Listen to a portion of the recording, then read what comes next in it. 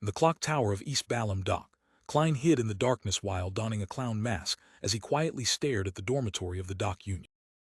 An airship floated above.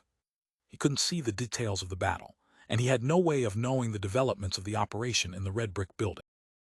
All he could do was endure and determine the situation by observing the changes in the surroundings and the occasional black dot that passed by. Just then he saw all the gas lamps in the area extinguished.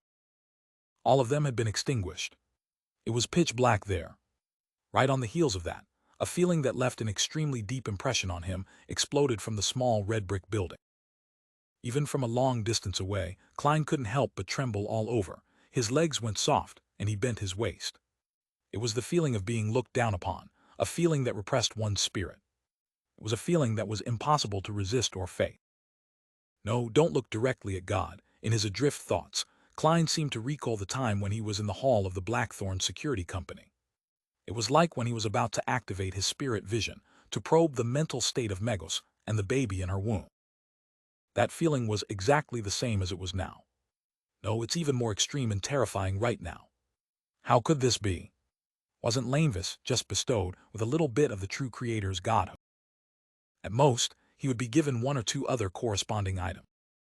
Why does it feel like an evil god is about to descend?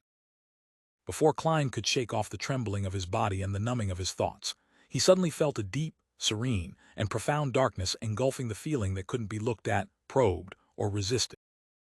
The two sensations were obliterated at the same time, causing the gas lamps in the surrounding area to light up once again. The airship, which couldn't stop itself from plummeting, floated back up again.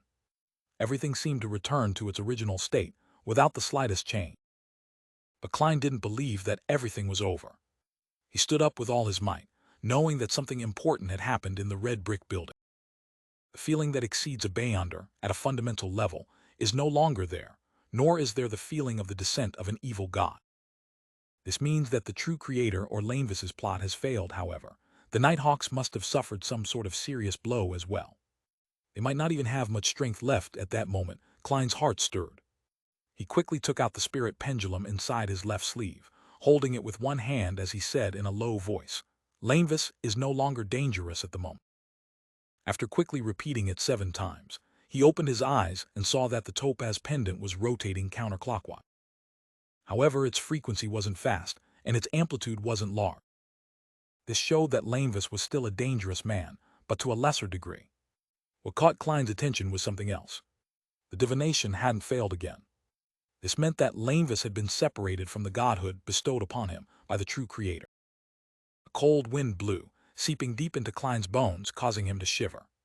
He felt as if an electric current had instantly drilled into his brain from the soles of his feet. Maybe I can do something. He suddenly had this thought and no longer hesitated. He took 4 steps counterclockwise in the dark clock tower and went above the gray fog. Without wasting any time, he sat down and conjured a piece of yellowish-brown goatskin parchment and wrote a divination statement, Lanvis's escape route. Klein leaned back, quickly chanted the statement, and entered a deep dream. In that illusory, separated, misty world, he saw the slush-filled sewers with their dark, dirty tunnels and rusty metal pipes. It was cramped and sealed. "It's the sewers." Klein immediately woke up, enveloped his body with spirituality, and descended into the gray fog. As soon as he returned to the real world, he took a few steps back and came to the side of the clock tower that faced away from the airship. Klein didn't walk down the spiral stairs, but instead somersaulted over the dark yellow fence. With the help of the platform, the bulging spots, and the decorations on the surface of the building, he jumped down level by level. His body was so balanced it was as though he was walking on the ground. In a very short period of time, his feet stepped on the thick flagstones on the street. Inside the small red brick building, 2 Nighthawks wearing red gloves had collapsed by the door unconscious. The ancient silver-plated mirror had rolled to a corner, but it was no longer special. It no longer looked anything like a Grade 1 sealed artifact. However, one could clearly feel that it was recovering bit by bit. Crestet Sesamir was kneeling at an intersection. A stream of tear-like blood streaked down the corners of his eyes. His short, golden-brown hair hung limply, and his standing collars on his windbreaker and shirt were in tatters, revealing his relatively sharp chin and his thin, stiff mouth. Gasping for air, a distorted, semi-illusory and translucent face appeared on each of his teeth. Sesamir braced himself with his left red-gloved hand on the ground. With difficulty, he straightened his neck and looked straight ahead. Directly in front of him was the staircase to the second floor, above which stood Lainvis, who had his linen shirt completely unbuttoned. Lainvis stood very straight, with the pure white, smooth bone sword stuck in his chest. The skinless flesh no longer formed the outline of the hanging man's figure, leaving behind a void. Vaguely, one could even see his back through the hole in Lainvis's body. Lainvis moved with great difficulty, before suddenly laughing loudly. He said with a maniacal laugh, "Ha ha ha ha, thank you. T really need to thank you. For real. Look at my sincere eyes. I really want to thank you. If you hadn't discovered me and arrived in time, I would truly become the vessel of the true Creator when He descends in a few months. When that happens, how different would it be from dying?" Sesamir was stunned when he heard that. He refused to believe that the person who had his crutch destroyed, thanks to his hard work, would be so happy. At that moment, he wished to stand, but he couldn't. He was also powerless to resist. When Lainvis saw his confusion, he coughed and said with a smile, "Do you know? The people like me. It's the most miserable thing when there's no one to share a great accomplishment that I'm proud of. Cough, when I was in Tinjin City, I was deceived by the true Creator who not only initiated the descent of his spawn, but he also secretly planted a sapling in my body. No, I even believe that Megos' child was just his root. He didn't even get the members of the Aurora Order to protect her, to divert attention. It was as though he knew from the beginning that the ploy would end in failure. His true descent was set up inside me. The godhood he bestowed upon me suddenly combined with the sapling in my body after I reached back. Haha, can you imagine that? I was being replaced bit by him. In the end, I would become the true Creator. Before I came up with a solution, I was found by the members of the Aurora Order through the godhood.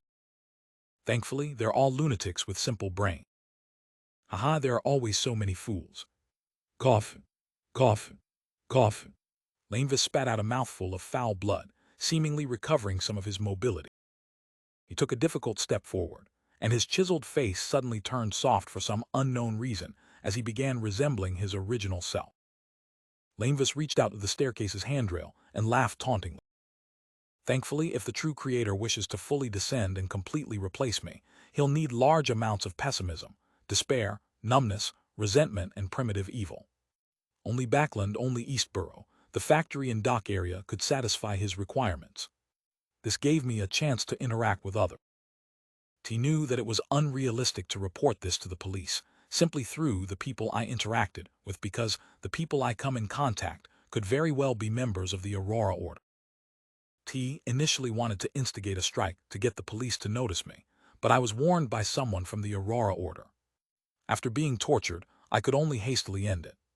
T acted as though I was on the brink of losing control and had gained the opportunity to head into the sewers to vent. During this process, I secretly used my blood to corrupt the creatures living in there, turning them into terrifying mutated monsters. Unfortunately, before you could fully investigate the reason behind it, it was discovered by the Aurora Order. Apparently, a member of theirs died under a mutated monster. Now that I no longer have the godhood or the sapling, my blood no longer has such effects. After that, I was controlled even more strictly, but I still found an opportunity. I killed a prostitute and used the cruelest method to attract the attention of the police. But who would have thought that the people of the Aurora Order would disguise the case as part of series of serial murder? I still failed to receive the rescue I needed. Out of similar opportunities, I could only use a more ingenious method. I took the initiative to request for the fiercest, craziest, most radical member of the Aurora Order to watch me, and this suited their thoughts. Can't they use their brains? Such a lunatic would get into trouble at any moment. As expected, you guys came. Phew, at that moment, Lainvis exhaled and began to move his body, as if he had finally gotten rid of the remnant effects. He pulled out the holy bone sword from his chest and said regretfully, "What a pity. I can't take it with me, otherwise I would be quickly tracked and found by you." After the pure white bone sword completely separated from his body, not a single drop of blood remained from the exaggerated wound. The part that had disappeared didn't seem to belong to Lainvis. Lainvis pressed his right hand against his chest, bowing as he faced Krustet, Sesamir and company. The people on the airship outside should be recovering soon. I can't stay any longer. Thank you very much. Although you're all very stupid, you still ultimately helped me. TT's an honor for foolish bastards like yourself. Having said this, he straightened his body and smiled tauntingly. Goodbye, foolish Nighthawks. Use your lives to send me off. Grasping the bone sword in his hand, he abruptly took a few steps forward, attempting to stab at Crestet Sesamir. But at that moment, his eyelids began to grow heavy, as he felt like collapsing into a slumber. So you still have some strength. This is troublesome. Lainvis bit his tongue gently and suddenly threw the holy bone sword at the unconscious Nighthawk by the door. No. Sesamir waved his hand with the strength he accumulated through painstaking means, causing an invisible entity to divert the holy bone sword. Lainvis seized that opportunity and dashed to the side. He somersaulted out the red brick building through the window at the washroom at the end of the corridor. Soon after, he opened a manhole cover along the streets and quickly climbed into the sewer. Lainvis seemed to be very familiar with this place. Even though it was dark, he could still run, jump, and turn, quickly fleeing deep into the maze of sewers. Suddenly, he instinctively stopped and leaned back. Oof! A card had stabbed deep into his right chest, and blood began dripping profusely from its edge. Lainvis looked up, and with his ability to see in the dark, he saw his attacker. It was a medium-sized man in a worker's uniform, wearing a mask with a raised mouth and red nose. It was a happy clown. The moment their eyes met, Lainvis suddenly ducked and rolled forward. Clang! A tarot card with an angel and trumpet shot out sharply like a dagger, embedding itself into the wall of the sewer, and its position was at the same height as Lainvis's neck just moments before. Clang! Clang! Clang! Lainvis either rolled, jumped to his side, or threw himself forward, nimbly avoiding the three cards that came in succession with abnormal agility.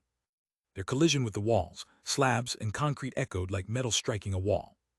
Meanwhile, out of the corner of his eye, he saw that the man in the clown mask was following him closely, not much slower than he was. In his hand was a thick stack of cards, as he launched them with great familiarity and skill. On the surface of an approaching card was a sun with 5 facial features. With his left hand, Lainvis propped himself up against the wall and leaped into the air, drastically changing his course. At that moment, he heard a swishing sound before suddenly feeling a sharp pain in his ankle. He launched 2 cards. One arrived slightly late and was aimed in the direction I was escaping in. Can he foresee my movements? The moment he landed on the ground, Lainvis endured the pain and rolled once again. Clang! Another tarot card embedded itself into his original position, resonating constantly in response to the impact. It was only then that Lainvis noticed a card deeply embedded in his right ankle. The card depicting stars, water containers, and holy water stained in red. Sue, Sue, Sue. Lainvis didn't even have the luxury of time to think or treat his injury. One after another, the cards turned into seemingly sharp flying daggers, shooting at different parts of his body. Very soon, the injuries on his right leg and chest, and the remnant effects from the hole in his chest, as well as the prior demigod-level clash, caused this sequence 9 Marauder to turn sluggish. This was in contrast to the nimbleness and speed that Marauders were known for. Pell! He sent a card flying, but a deep laceration tore through his wrist, one that kept bleeding profusely.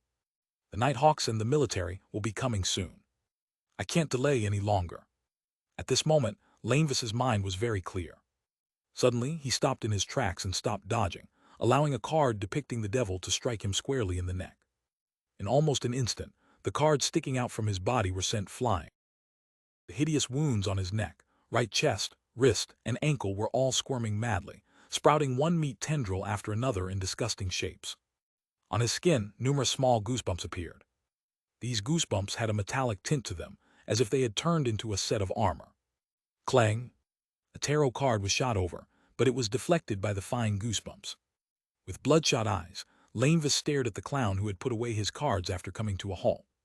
He said, half laughing and half mocking, "No matter what, after being tormented by a deity, one will always get something in return."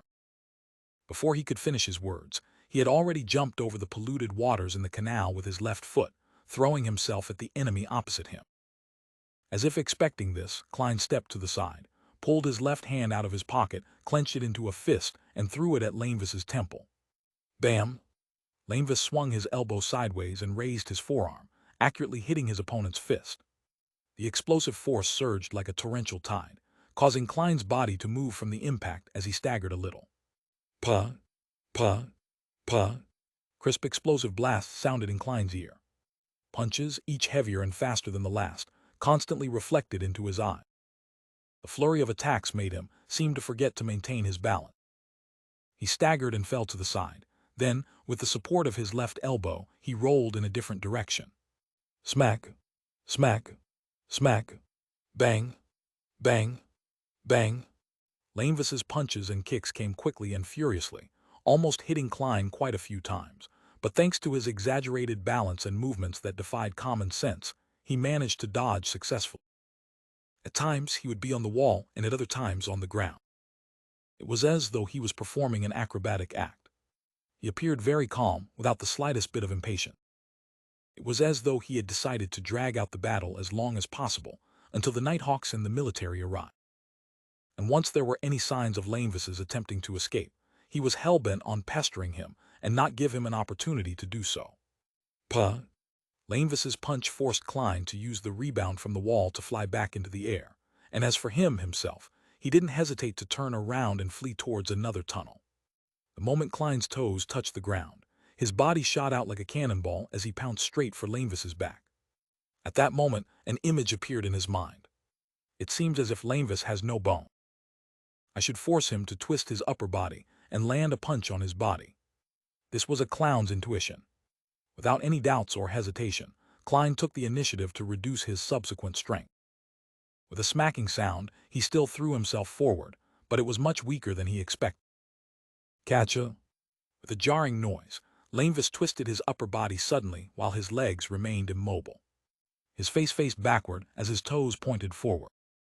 In such a terrifying scene, Lanevis threw a punch towards Klein's head. The force of the punch was so strong that even the air produced an explosive boom. Boom! His fist hit nothing but air, and his fist was still 20 or 30 centimeters from Klein's face. The winds that stirred from the punch blew through Klein's hair, but he didn't take the opportunity to attack the enemy. Instead, he croaked a single word in ancient Hermes, crimson. A charm. Lanevis scrunched his face as he immediately jumped to the side in a bid to dodge the impending attack. However, Klein had yet to throw out the charm. Instead, he clenched his left fist tightly and followed in the direction of Lanevis. He similarly threw himself to the side and rolled on the ground as well, causing the distance between them to only widen slightly. It was a bluff. Just as this thought flashed through his mind, the highly raised corners of the clown's mouth were clearly reflected in his eye. There was also a dark red flame, which had unknowingly ignited in the clown's left fist. This, Lanevis's gaze immediately froze. A light crackling sound entered his ears, and a calm, tranquil feeling emanated instantly, enveloping him and Klein. What is he trying to do? He wants both of us to be affected at the same time, to allow for the Nighthawks and military to rush here in time. Lanevis's eyelids drooped heavily, and the fatigue and weakness he had been suppressing began to rear their heads uncontrollably. He did his best not to fall asleep, hoping to rely on the uniqueness of his body to endure through the most intense period of the charm's slumbering effects. As for Klein, he didn't choose to resist at all and quickly entered a deep slumber. However, whenever he fell asleep unnaturally, he would instinctively wake up. This was the unique thing about him when fighting mediumship and dream invasion. This was the reason why he had been lucky enough to escape from the hands of Madame Sharon back in Tinja. In the fight just now, after throwing his cards proved ineffective, he immediately took out the slumber charm and gripped it tightly in his palm, waiting for the opportunity to affect himself and his enemy. In just a split second, he forcibly broke free from the abnormal state of mind in his dream. The figure of the staggering Lanevis was clearly reflected in his eye. Phew! Klein suddenly became very calm, as though what was before him was nothing but a target. He took a deep breath, turned his waist, and pulled back his shoulder before thrusting his fist forward with all his strength. Bam! Catcha! His fist landed ruthlessly at Lanevis's throat, breaking his bones and splattering his flesh. Lanevis took 2 steps back and leaned against the wall. That intense pain finally allowed him to extricate himself from the slumbering effects, but the fine iron-colored goosebumps on his body were all gone. After Klein's punch landed, he reached into his pocket with his left hand and pulled out 2 cards. Sue, The two cards each stabbed into an eye as scarlet liquid gushed out. Lainvis surprisingly endured the pain without letting out a tragic cry. Instead, he abruptly threw himself forward in a bid to make his last stand. Klein didn't take advantage of the situation to attack. Having long expected this, he turned his body to the side and took a step back. Right on the heels of that, while seizing the moment when Lainvis fell forward, he took 2 steps and arrived behind him. He reached out with his arms and grabbed his enemy's neck. Catcha! Klein's arms exerted force, and he suddenly turned around, twisting Lainvis's neck. After doing all of this, he took 2 steps back and looked at his enemy. With the card embedded in him, Lainvis looked ahead weakly as he slumped to the ground. At the same time, he was very confused and asked in a staccato manner, "Why do you want to kill me?" With his clown mask on, Klein stared at his archenemy and replied indifferently, "No reason." No. With his eyes wide open, Lainvis collapsed to the ground in the sewers, unable to accept his fate. Finally, his breathing came to a stop. At that moment, Klein, who seemed to be extremely calm, suddenly stepped forward, tightened his right leg, and with all his strength kicked him in the head. Bam! His neck, which was already badly mutilated, could no longer bear the pressure and was sent flying like a rubber ball. It slammed heavily into the wall, creating a red and white patch. Upon seeing this scene, Klein suddenly crouched down. Havada.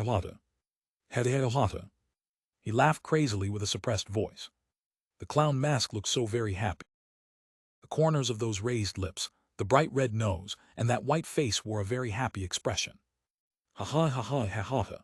Klein laughed so much that he went out of breath. His laughter was more jarring than crying. After a few seconds, he finally calmed down.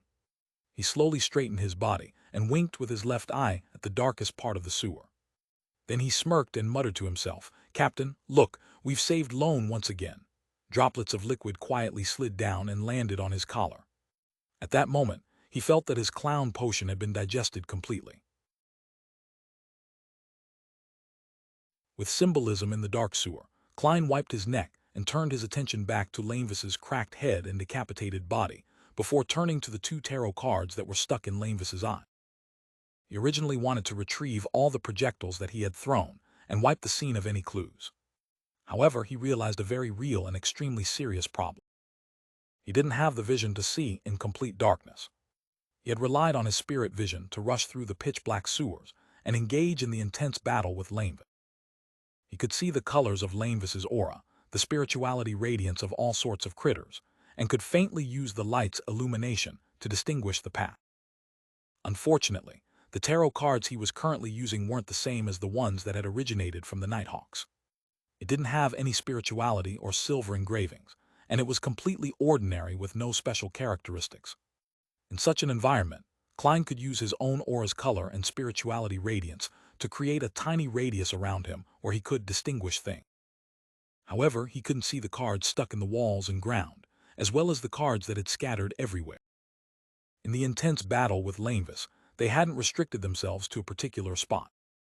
Of course, he believed that as long as he had enough time, it wouldn't be difficult to find all the cards he had thrown out. But the main problem was that the Nighthawks and the military on board the airship would arrive at any minute. "I can't be too careless regarding this. I've been wearing gloves all this time. This deck of tarot cards was bought before coming to Backland and is standard across the nation. I don't usually use it. Most of the time, even if I have it with me, it's placed together with Mr. Azek's copper whistle. Regardless of what methods are used, it would be very difficult to locate me through them. At most, they would be able to restore a portion of the battle scene. I donned a mask, and my shoes are padded." All sorts of thoughts flashed through Klein's mind, and he quickly came to a decision. He turned to the headless corpse and crouched down. Reaching out with his black-gloved right hand, he quickly searched for any items left behind. Klein didn't have the intention of carrying out a mediumship ritual.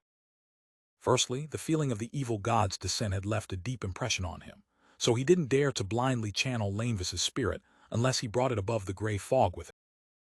Secondly, with the situation of the Nighthawks and military arriving at any time, he didn't feel that he had enough time to set up the ritual of summoning himself, responding to himself, and then going up above the gray fog and channeling the spirit. "I should give up when it's necessary," Klein silently muttered to himself, and he withdrew his hand from Lainvis's body. This crazy swindler seemed to be in a hurry when escaping. He didn't bring any cash, materials, or charm. He only had an eye-sized badge on him, which coruscated a faint spirituality radiance. Klein wasn't afraid that this item could be used to locate him, as he planned on throwing it above the gray fog later to study it slowly. Therefore, he stood up and put the badge in his pocket. He stole a glance at Lanevis's corpse, and without waiting for the Beyonder characteristic to appear, he used his left black-gloved hand to remove the remaining tarot cards. Then he stretched out his left arm and placed his palm directly above the Lanevis's corpse. All of a sudden, Klein released his grip, allowing the tarot cards to fall, like leaves cascading over the headless corpse. Some of them faced up with pictures and numbers printed on them, whilst others had dark red patterns on their backs. After doing all of this, Klein took out Azek's copper whistle and tossed it a few times.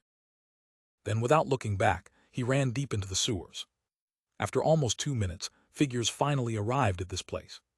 Some of them were wearing thick black windbreakers, while others were wearing well-tailored military uniforms. The leader of the group was Krestet Sesamir, who was carrying a pure white bone sword. His red gloves were smeared with dust, and his determined face showed obvious signs of fatigue and frailty. They stopped a few meters away from the body, and through the means of their night vision, they could see Lanevis's corpse and his head against the wall. There were 2 tarot cards stuck in his head. One was the Emperor, and the other was Wheel of Fortune. The headless body was covered with even more cards, each separately depicting the Chariot, the Hermit, Death, and more cards of different suits comprising of chalice, scepters, etc. On the walls and on the ground around him, there were also tarot cards such as the Devil, the Sun, and Judgment. It all looked like the scene of some bizarre ritual, and Lanevis was the sacrificial offering that was destined to be sacrificed. Krestet Sesamir drew a silent gasp as he knitted his brows tightly. The Beyonders around him fell into a momentary daze at the sight of this frightening and mysterious scene in the dark. Far away from the scene of Lanevis's death, Klein quickly found an exit and left. He took off his clown mask and, in the shadows of the gas lamps, walked quickly towards East Borough. Before that, he had already dealt with the stains on the soles of his shoes. It was only when he reached Black Palm Street in the East Borough did he breathe a slight sigh of relief. Then he quickly held the ritual of summoning himself inside his rented 1-bedroom apartment and responded to himself. In his spiritual body state, Klein moved all the clothes he had worn tonight, as well as the remaining charms, herbs, and essential oils, as well as the badge he had obtained from Lanevis to the space above the gray fog. Then he used a spiritual flame to burn the corresponding clue. Phew, he exhaled, and finally had time to take a look at what the badge he had taken from Lanevis looked like. This badge was only the size of an eyeball. On the front was a symbol that depicted fate and concealment, and behind it was a ring of tiny and compact words in ancient Hermes. You can join if you have this item. What does it mean? Was Lanevis also a member of some secret organization? Klein rubbed his temples. In a situation where he was physically and mentally exhausted, along with the fact that the timing wasn't right, he decided to give up on his research and leave it till after the Tarot Club's gathering. He quickly left the mysterious space above the gray fog, changed into another set of clothes, and removed his disguise. However, he was in no hurry to return to Minsk Street. He planned to sleep for the night before leaving. This was because it was easy to be inspected after midnight, especially when such an accident had just occurred. He lay down on the bed, looked out the window at the moonlight's encroaching of the darkness, and gradually calmed down. After completing his initial revenge, he felt that he had relieved himself of a lot of his burdens and lost a lot of his pressure. His mental state was clearly much better than before.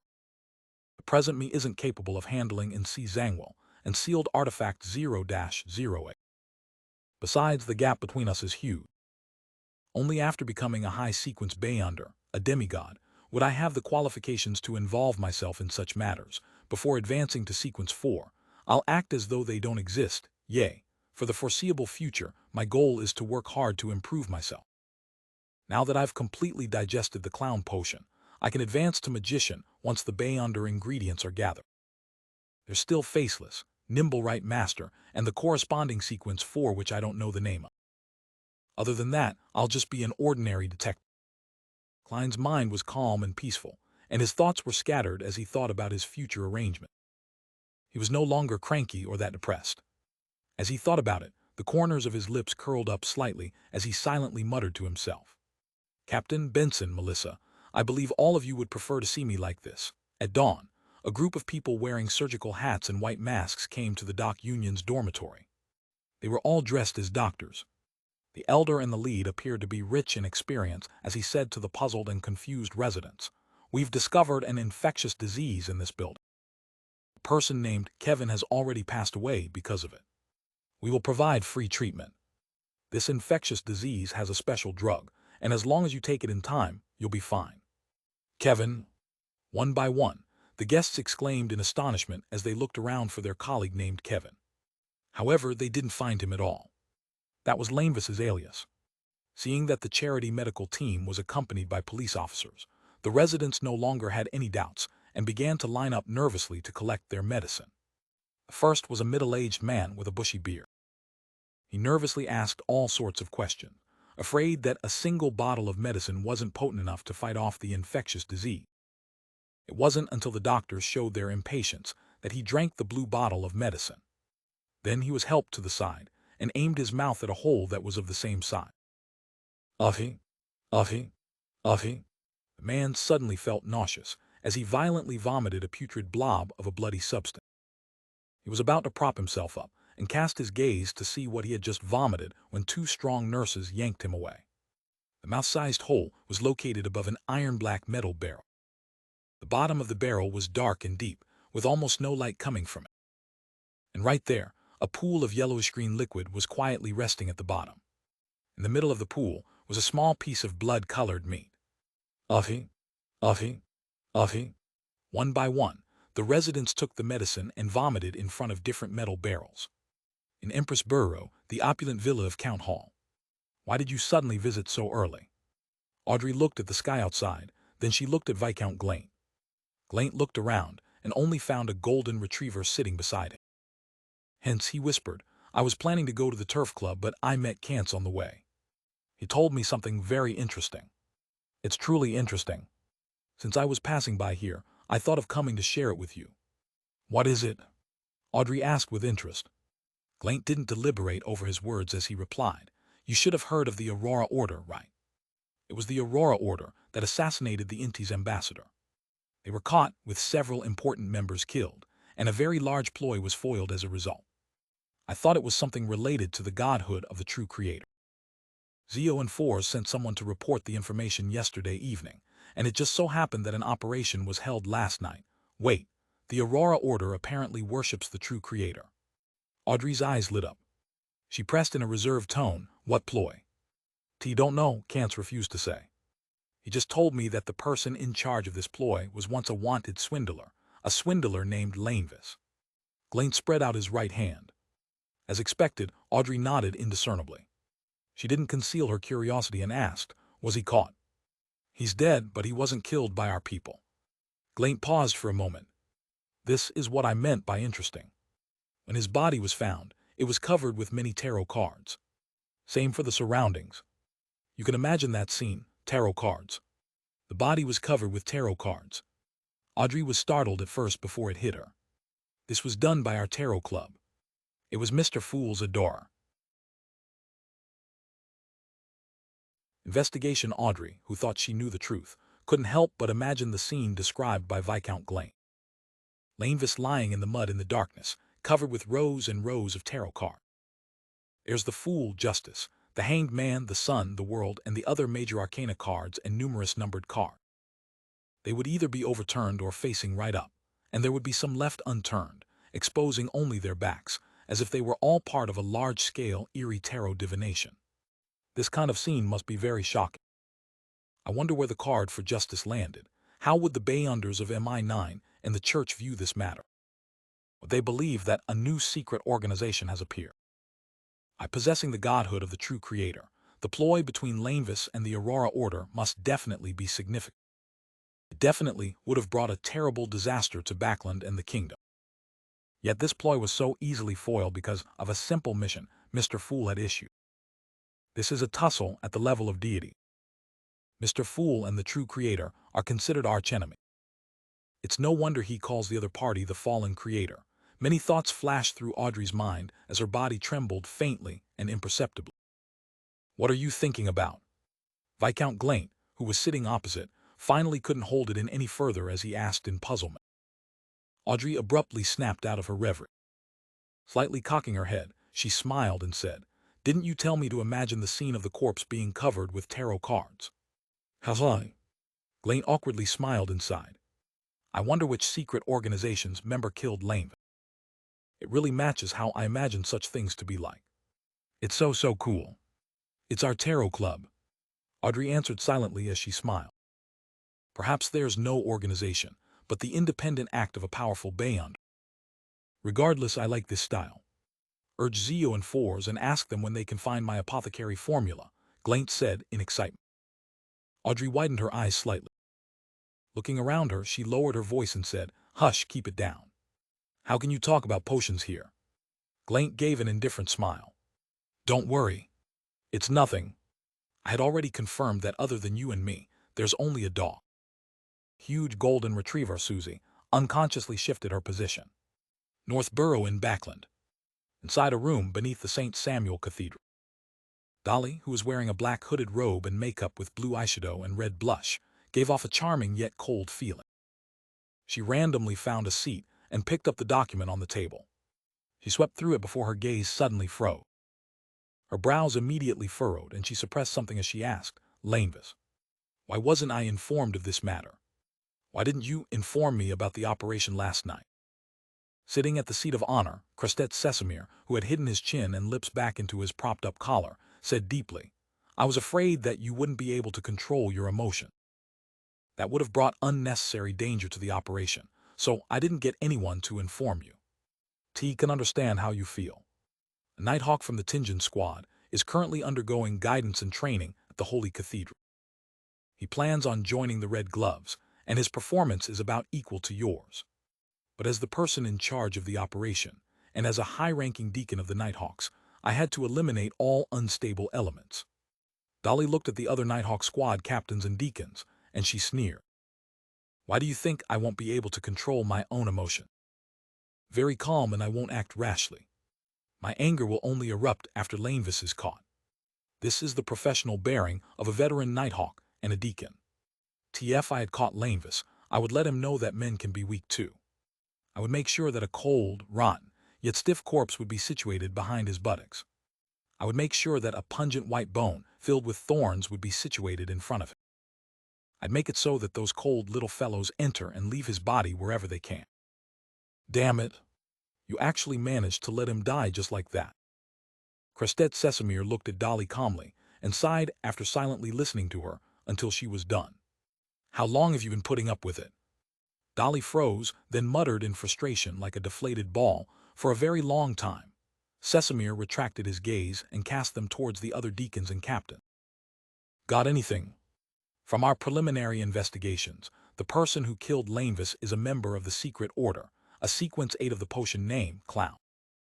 He's adept at using paper cards as flying knives." A deacon reported based on the findings. "However, we are unable to confirm this guess. The tarot cards scattered across the corpse don't seem like they were concealing something. After all, the Beyonder didn't deal with the cards on the wall and in Lanevis's head. We all believe the final scene was more of a ritual or a symbolism. Therefore, we suspect that the Beyonder might belong to an organization we don't understand. Of course, the scene might also just be a personal preference of his." Sesamir nodded slightly and said, "We can start from that point and proceed with a follow-up investigation. Ayer, any updates on the person who tipped us off?"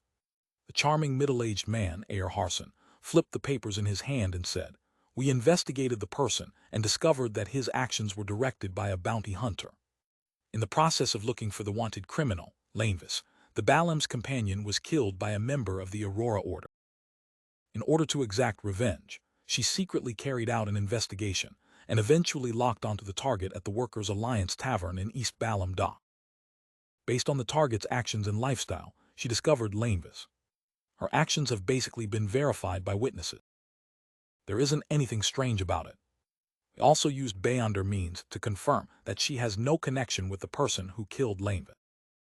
She's in hiding now, and it's very hard to find her." Sesamir added while seemingly in thought, "This fits very well with Lanevis's description, that the radical and insane members of the Aurora Order were helping him out. Is there any problem with the reporter who did the interview at the Union that afternoon?" Another captain of the Nighthawks reported.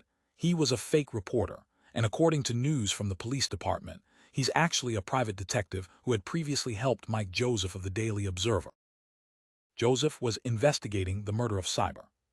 We suspect that he got some kind of lead, found the dock union, and disguised himself to get in touch with everyone who was suspected of being the killer. This guess has already been confirmed by Isengard Stanton. Sesamir acknowledged it before switching to ask about other people who had recently come into contact with Lanevis, but similarly got answers that there was nothing wrong with. Towards the end, he said after some deliberation, "I'm very confused by the lack of motive for the murder of Lanevis. That mysterious murderer deserves our attention. You should continue to follow up on this matter."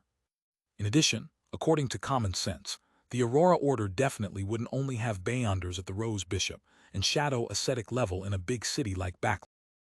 There should at least be an oracle, or perhaps even a saint. Their ploy of receiving the true Creator's descent has failed. With their crazy and irrational traits, I'm worried that they'll launch a series of retaliatory acts. All of you are to be on high alert in the near future. PLL also be staying in Backland. Yes, Your Grace, the deacons and captains replied solemnly. Crestet Sesamir paused for a few seconds before adding, "The events of the Megos incident in Tingen and last night's incident with Lanevis have revealed a problem. The industrial area, the dock area, and East Borough have become hotbeds for the descent and nurturing of evil gods. You are to send people to investigate and gather the truth about the situation. TF it truly is as Lanevis had described. I'll raise this matter at the Council of Cardinals, formally exerting pressure on the kingdom and the government to bring about the corresponding changes as soon as possible." Klein slept in and didn't wake up until it was late. However, it still wasn't bright enough outside. The area was still shrouded in fog, making it dark and cold. "This doesn't fit with my splendid mood," he grumbled. After changing his clothes and taking his key, he returned to Minsk Street unnoticed. After changing from his worker's uniform to casual home attire, a shirt and sweater, and after confirming that no one came investigating his identity as a private detective, he was completely at ease. He leisurely went out to the butcher and grocery store to buy food in preparation for a sumptuous lunch for himself. There was some afternoon sun in Backland, and Klein lazily basked in its warmth, momentarily having no desire to do anything. He waited until 15 minutes to 3. Then he took out his golden pocket watch for a glance before returning to the bedroom and going above the gray fog. After conjuring the fake world and familiarizing himself with its controls, he sat down on the high-backed chair at one end of the table and gave a message to the sun that he was to prepare for his participation in the gathering. At precisely 3, according to Backland time, streaks of crimson light soared out of the vast and ancient palace, outlining blurry figures which were equally indistinct. Audrey directly looked towards the seat of honor and said cheerfully, "Good afternoon, Mr. Fool. The simple mission you entrusted has been completed." She had deliberately emphasized the word simple in order to ascertain from Mr. Fool whether Lanevis had really been eliminated by his adorer. She wanted to know if the tarot card-covered death scene was a symbol of the Tarot Club. Klein deliberately acted composed as he said with a smile, "I'm already aware." After saying that, he sighed. In such an age, in such a place like Backland, in such a place in the East Borough, the dock area, and the factory district, they're the hotbeds for an evil god's descent. What? Alger was stunned for a moment, wondering if there was something wrong with his ears. Why would a simple mission involve hotbeds for an evil god's descent? Indirectly, I remember that the simple mission given by Mr. Fool was for the sole purpose of examining 2 people for their candidacy of joining the gathering. The general idea was to find the person in the portrait, and that person was confirmed to be in Backland. Alger Wilson tried to remember what had happened the last gathering, and he couldn't understand what it had to do with the hotbed of an evil god's descent. Wasn't it just the search for someone? Furthermore, it was the kind of task which didn't pose much of a threat. Was there a deeper purpose behind Mr. Fool's simple mission? Was this a silent contest between deities? Many thoughts went through the hanged man's mind instantly, and he almost couldn't stop himself from asking justice, tempted to pay in order to understand what exactly was going on.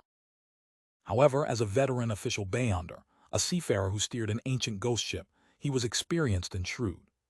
He forcefully suppressed his impulse and planned to go through the internal channels of the Church of the Lord of Storms to find out about the recent events in Backland. As for Audrey, she instantly understood what Mr. Fool's sigh meant. Immediately understood the entire situation regarding Lanvis. So it turns out that the bit of godhood that Lanvis possessed was the basic foundation for the descent of the true creator into the real world. The harsh situation in East Borough, the dock area, and the factory area, however, was a hotbed that provided him rapid nurturing and strengthening. With a simple mission, Mr. Fool stopped the true creator's great conspiracy and saved the whole of Backland. Audrey looked towards the end of the long bronze table, her eyes sparkling brightly. Unconsciously, she brimmed with admiration.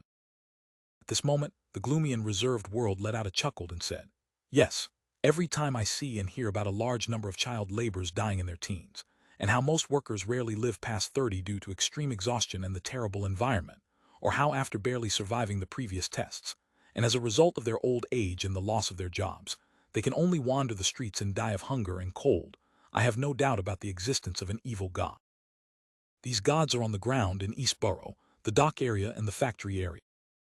Well, there's even been a report that some factory workers have a hard time surviving 5 years. In the East Borough of Backland, there's a saying that among the people who live there, without exception, any person who's a grandfather must be from the countryside. The meaning of this sentence is that people living there won't have a third generation as they can't have grandchildren. Poverty and hunger make their children very thin. Work that's difficult to adapt to causes them to quickly wither away in Backland, much less getting married and conceiving the next generation. This was the first time Audrey heard Mr. World speak so much. She was suddenly plunged into deep shock and confusion. Why don't I know anything about this? The newspapers and magazines I read only mention that the residents of East Borough are having a hard time. This is far worse than being laborious.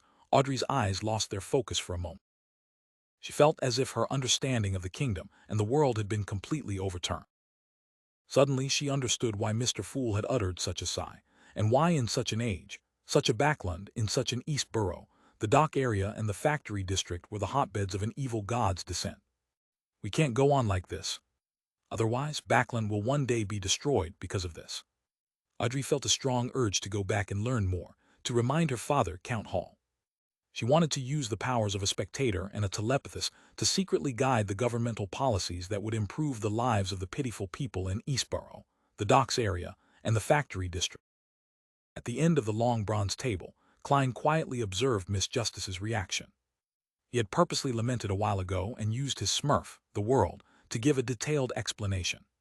He wanted this noble, one who still had a semblance of purity, to realize the seriousness of the problem and use her to push for change in the kingdom. Before I become faceless, I must clearly remember that I cannot be personally involved in such matters. He silently set such a boundary for himself. Thank you, Mr. Fool. Thank you for saving Backland. Your sigh has made me understand the problem at its roots. Thank you, Mr. World. You have made me understand a great deal of the situation I didn't know in the past.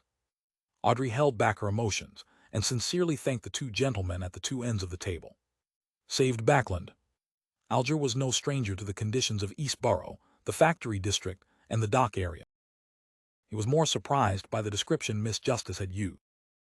Just how huge was this matter? He thought with an extremely puzzled frown. The son, on the other hand, listened quite attentively, and although he couldn't understand all of it, he still listened attentively, hoping to learn more about the regions where Mr. Hanged Man, Miss Justice, and Mr. World were located. Klein only smiled in response to Miss Justice's gratitude and didn't do anything further. He then turned to look at the Hanged Man. Alger immediately understood what he meant, and he quickly conjured the last page of the promised Roselle's diary. Klein received it out of thin air and took a casual glance at it. 14th January. I discovered a problem. If unconscious high-sequence Bayonder objects are not sealed, they would unconsciously attract nearby low-sequence Bayonders from the same pathway, causing them to come into contact with each other. The higher the original sequence, the more likely that this will happen. However, this situation doesn't seem to be a constant. It seems to be intermittent. This diary entry immediately jolted Klein to attention because he had made similar guesses before. After he came to Backland, he soon found himself intertwined with the secret order, with a Bayonder of the seer pathway, and thus found himself in an extremely passive and extremely dangerous situation. However, he had also obtained the corresponding sequences 7, 6, and 5 potion formulas as a result. At the time, he had suspected that his transmigration involved secrets that gave him the power to resurrect, and that he would occasionally attract people and objects related to the seer pathway, such as the Antigonus family's notebook or members of the secret order. After seeing this diary entry of Emperor Roselle, Klein suddenly had a new idea. He used the corner of his eyes to scan the thick gray fog and the illusory dark red stars below him. He muttered to himself in silence. Could it be that the one who created that attractive force wasn't me, but this gray fog, the mysterious space above the gray fog? This could also be considered as a secret behind my transmigration. Without any further clues or information, Klein quickly gathered his thoughts and read the second diary entry. 16th January, the taste of a demoness still isn't bad. The corners of Klein's mouth twitched, unsure of what expression he should show. Emperor, I have underestimated you. There's really nothing stopping you. Don't you care about the other person's previous gender? Don't you care about her experience during the pleasure phase? Suppressing the urge to exhale, Klein looked at the last entry in the diary in his hand. 20th January. I finished making the second card of blasphemy. Let me think, where should I hide it? Yes, I plan to disguise it as a bookmark and insert it into a very valuable book. If the person who obtains it isn't someone fated, it would be hard to imagine that the most valuable thing in the book is actually that seemingly ordinary bookmark. Not bad, that's a good idea. Emperor, why can't you explain more clearly? Which book did the bookmark go into? Before I read this, I was so happy thinking that I can follow the clues and obtain a card of blasphemy containing the profound secrets of the deities. Klein was disappointed and let his gaze linger on the last paragraph. I hope that there will be more specific information in the future entries of the Emperor's diary. He comforted himself with this sentence, leaned back, and said with a smile, You can start your discussion freely now. At that moment, the son Derek raised his hand, having learned it from Miss Justice, and said, Mr. World, the Beyonder weapon you gave me far exceeds my expectation. I've already accumulated enough contribution points to trade for the ingredients to advance to Sequence A. I'll use the remaining contribution points to hire helpers to obtain a chance to obtain the true root and juice of the mist tree. I'll be able to complete the deal soon. He explained in great detail, worried that his reputation of keeping his word would be suspected and destroyed. Of course, he was telling the truth. Although the axe didn't match some of his expectations for a Beyonder weapon, its power shocked. That axe can create a powerful lightning bolt in just 2 or 3 strikes, and with the temporary boost from my bard's powers, I can easily fight in close quarters with a Sequence 7 monster. If I were to encounter a monster that's afraid of lightning, I could even easily finish it. I'm now a light suppliant with a certain level of magical spell. My strength has been raised qualitatively, and I can fight against even more powerful monsters. Derek Berg felt that he had fallen in love with that Beyonder weapon. In the City of Silver, its potency was one of the reasons to like it. The surrounding darkness and monsters in the depths of the darkness forced them to obey this rule for generations. All right. The gloomy world nodded under Klein's control. He then looked around and asked again, Lady sirs, do you have any clues regarding the dark patterned Black Panther spinal fluid or spring of the elf's marrow crystal? Audrey shook her head without hesitation. After musing for a few seconds, Alger suddenly said, There will be a grand event held on the Sanya Sea soon. Ships from the 4 pirate kings and the 6 pirate admirals will be participating. I should call them the 7 pirate admirals. Another person has joined the ranks. There'll definitely be transactions of Beyonder ingredients at such an event. It's very likely that the not very rare dark patterned Black Panther spinal fluid or spring of the elves' marrow crystals will appear. You have the opportunity to participate in this event, but what can you offer in exchange? Team sure you don't have the potion formula for Wind Blessed, and that it'll be very difficult for you to find it in the future too. In one high probability of appearing, Klein controlled the world and made him laugh deeply. Yes, I really don't have the potion formula for Wind Blessed, nor will I have the means to obtain it anytime soon. However, I have an incomplete formula for a Sequence 4 potion. Even though it's incomplete, I think you should know its value very well. It can be exchanged for at least 10,000 gold pounds, and most of the time, you can't even buy it with money worth several times that. This is a crucial step that will lead to a human's qualitative change. So, are you interested?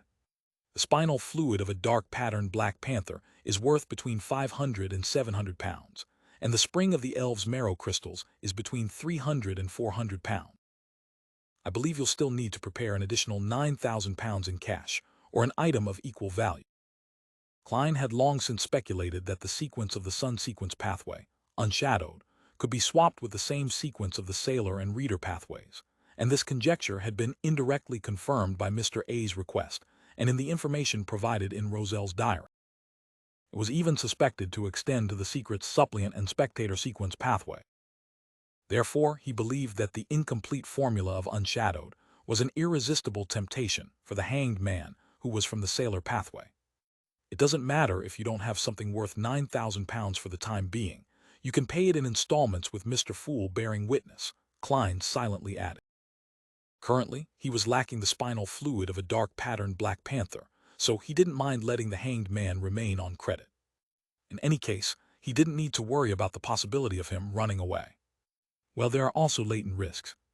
I would be at a huge disadvantage if Mr. Hanged Man suddenly dies. With such an expensive deal at hand, Klein couldn't help but feel a little apprehensive. The incomplete formula of a sequence 4 potion. An incomplete formula that leads to the path of a demigod. This is something that you can't even buy with money. Audrey's eyes lit up.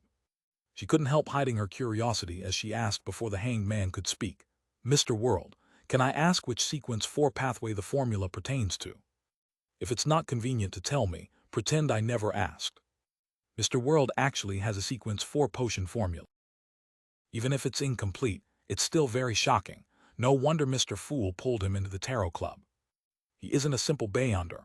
Well, Zio's enforced test mission has come to an end. Mr. Fool didn't mention if he's letting them join. Well, he must have other considerations, and maybe he needs more time to observe them. I shouldn't take the initiative to ask since it will appear impolite. Many thoughts ran through Audrey's mind at that moment. Miss Justice's question was just what Klein wanted. He made the World reply in a husky voice. I was planning to say it anyway. TT's the potion formula to sequence 4 of the Sun pathway, unshadowed. The Sun pathway. Derek instantly looked towards Mr. World, who sat at other end of the long bronze table, his eyes filled with sudden eagerness and longing. However, he maintained his silence, because he knew that he was still far from the threshold of a demigod. He had to spend his limited resources to strengthen himself first. Only caring about the near future was the way the City of Silver operated. This was because, to its residents, there might not be any future at any moment. Unshadowed, Audrey nodded gracefully, then happily said, Thank you for your answer, Mr. World. She felt like she had learned something important again. Unshadowed, Alger muttered slowly before calmly replying, I'm sorry. I have no need for it. No need for it. Klein was taken aback. This was completely different from the script he had imagined. In his shock, he indirectly caused the World to pause, looking incredulous. It took quite a few seconds before he said, You can first owe a portion. With Mr. Fool as witness, I believe you'll definitely make up for the rest. No, I really have no need for it. Alger shook his head. No need for it. He really has no need for it. He's confident that he would gain the favor of the Church of the Lord of Storms and be bestowed with the corresponding potion directly. Or does he actually have the sequence 4 potion formula to the Sailor path? The name was Cataclysmic Intera. Klein quickly thought of 2 possibilities. What should I do? Don't tell me that I should trade the witch or demoness of pleasure formulas with it. Klein silently mocked himself, deliberately making the World silent for a few seconds before saying, Other potion formulas, or some secrets I know. Such as secrets of the peak level sequences. Alger changed his seating posture a little as he deliberated before answering. I personally know some secrets of peak level sequences. How will you guarantee that there's no overlap? How will you guarantee that the secrets you will tell me is equal in value to the dark patterned Black Panther spinal fluid and spring of the elves' marrow crystal? We'll each give the peak level sequence secret to Mr. Fool and let him decide if there's any overlap and determine their values. Mr. Fool, is that all right? Klein manipulated the World and asked himself this question. Then he said with a supercilious attitude, Sure. Alger slowly nodded. I have no problems with that. Let's begin. I really want to know the secret of the peak level sequences, but I haven't had any extra money lately to buy it. Audrey looked enviously at the World and the hanged man as they each conjured a piece of goatskin parchment. Having never worried about money since she was young, she finally experienced the taste of poverty. Very soon, Klein received the content written by the two members. Without a doubt, he first looked at the goatskin parchment from the hanged man and discovered that the content was simple. There was only one sentence. The peak-level sequence conceals the path to divinity. Few great. Otherwise, there would be a need to use other information for the exchange. Klein carefully examined the world's goatskin parchment before chuckling softly. TT doesn't overlap. To most Beyonders, the secrets Mr. World is providing is of no value, but in the eyes of others, it's extremely important. This cannot be measured with money. Hearing this conclusion, Alger immediately fell into a dilemma. To him, getting two Beyonder ingredients at the same time wasn't a small burden. He had to sell many valuable items in order to trade for them. To pay such a price to hear a secret that might not be very useful to him. Alger considered it for nearly 20 seconds before saying, "Mr. Fool, can you provide more hints? I can't make a decision yet." Can't make a decision. The corner of Klein's mouth moved slightly. He knew that the words he had said to maintain his image had the opposite effect and had been ineffective. He hesitated for a moment and then smiled. The content he describes is a detailed supplement to the secret you know. Detailed supplement. A detailed supplement to the path to divinity. Alger didn't hesitate any longer. He turned his head to look at the world and said in a terse and firm voice, "Deal." Then he immediately added, "I'll help you exchange for the spinal fluid of a dark-patterned black panther and the spring of the elves' marrow crystals within the week. Of course, the premise is that they'll appear at the pirates' meet. Although the probability is very high, we still have to believe that anything could happen. If that happens, I might have to postpone it to next week, the following week, or even the next month. But don't worry, I will keep my promise." "No problem. With Mr. Fool as witness, there's no need for me to worry," the world answered hoarsely. After they had confirmed the transaction, Klein conjured a goatskin parchment in front of the hanged man. Alger lowered his head eagerly, reading through each word voraciously. There is a sequence 0 above sequence 1, and sequence 0 is the sequence of a true god. They can similarly be reached through the corresponding potions and ritual. Sequence 0. The sequence of the true god. Alger was astonished and shocked at first, but soon he felt relieved, and then he murmured to himself in delight, "I see, I understand what it means." He inhaled silently and leaned back in his chair as if nothing had happened. "That secret must be astonishing, Mr." Hanged man even lost his composure. Audrey looked away with a longing expression and said to the son who was diagonally opposite her, "Mr. Son, I remember you mentioning that the City of Silver has the Dragon Pathway Sequence 9, 8, and 7 potion formula." "Yes." Derek nodded honestly. "Sequence 7's potion formula is Psyche-Analyst. TF, I wish to get it. What is the price I need to pay?" Audrey asked in a reserved manner. "The Sequence 7 potion formula of the Sun Pathway," Derek replied without any hesitation. Audrey nodded gently and said, "I'll do my best to obtain it." "Zeal, and Fours mentioned before that there's a Beyonder of the Sun Pathway at Mr. A's gathering. He's at least Sequence 7, and is adept at purification and exorcism. Once all the recent events settle down, I can attempt to get it from him. In addition, I should join more of the gatherings at the abandoned education building in that hospital. I should try to come into contact with members of the psychology alchemists. One of the two paths will definitely lead to something." Thoughts flashed through Audrey's mind, but she suddenly realized that she was unable to obtain it even if she discovered clues to the formula. This was because she would be experiencing a financial crisis for the next few months and was barely holding on. The price of a Sequence 7 formula is around £800, so if I scrimp, I should be able to produce that. It's already October, it's almost New Year's. I'll be an adult then, and I'll have the freedom to handle a lot more of my money, or should I use the knowledge I was taught by Mr. Fool to trade? I wonder what attitude he has towards this kind of behavior. Audrey's thoughts gradually dispersed. She decided to wait until there was hope for the formula before she asked Mr. Fool. The transaction segment came to an end. Klein originally wanted to use the knowledge he knew to exchange for a mystical item without many negative effects, but after sensing how tight the hanged man was, he knew that the other party would pay a large price for those two Beyonder ingredients. It was unlikely that he had any extra assets, so he could only give up in regret. As soon as the free exchange segment began, Alger took the initiative to mention Rear Admiral Hurricane Kalangos' ship and crew was subdued, giving rise to a new pirate admiral. Audrey was interested in the pirate admiral and asked, "What's his name? What was his current title? There hasn't been any related news in back." Alger nodded slowly. "She's a lady and was a famous pirate in the past. You should have heard of Ailment Girl Tracy, right?" "No, I don't know much about such things." Audrey shook her head in honesty. "Me too," sitting at the end of the table, Klein added inwardly. Alger fell silent for 2 seconds, and without wasting any time explaining, he said, "In short, she subdued the crew of Kalangos' crew last month. She proved herself with actual action that she had the strength of a pirate admiral. She changed the name of Kalangos' ship to Black Death and calls herself Rear Admiral Ailment.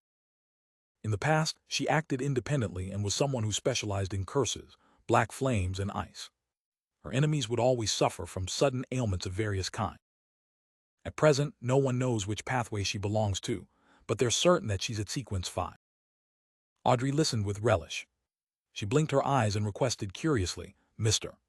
Hanged Man, can you introduce the 4 pirate kings and the other 6 pirate admirals in detail?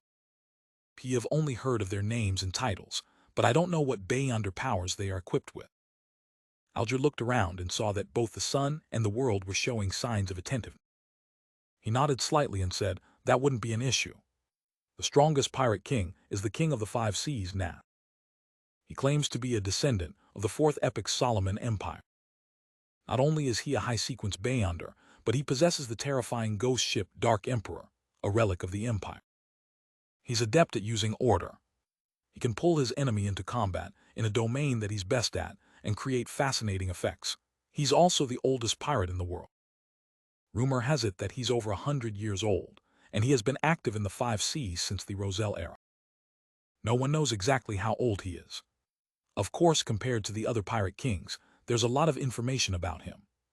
As for the owner of Dawn, all we know is that she's a beautiful woman. She was once a warlock and is now a demigod. She calls herself Queen Mystery." After introducing the 4 kings, Alger changed the topic to the 6 remaining pirate admirals. The owner of the Black Tulip, Ludwell, was once a subordinate of the king of the 5 seas. Later, he became independent and calls himself Admiral Hell. Rumor has it that he's established certain connections with the numinous episcopate. He's a powerful medium and can control all sorts of creatures in the spirit world. He's terrifying and odd. Rumor has it that he possesses a ring left behind from the ancient era's death. Admiral of Stars Catlia was once a follower of Queen Mystery, but they've long become estranged. The reason for that, according to rumors, is because she joined a particular secret organization, angering Queen Mystery. And according to the information I know, this secret organization is the Moses Ascetic Order. The Moses Ascetic Order, the Mystery Prior Pathway, the hidden sage, Klein suddenly thought of old Neil's loss of control, and the evil god who would whisper temptations into the ears of low-sequence Beyonders of the same sequence. This was the first time he learned news regarding the Moses Ascetic Order through reality, instead of books. Then Alger introduced Admiral of Blood Center, who was suspected to be non-human, Rear Admiral Deep Sea Howl Constantine, who possessed a bloodline that was partially from sea monsters, Rear Admiral Iceberg Edwina Edwards, and Rear Admiral Dusk Bulatov Ion. "Thank you so much for sharing. I'm beginning to yearn for the sea," Audrey said, filled with longing.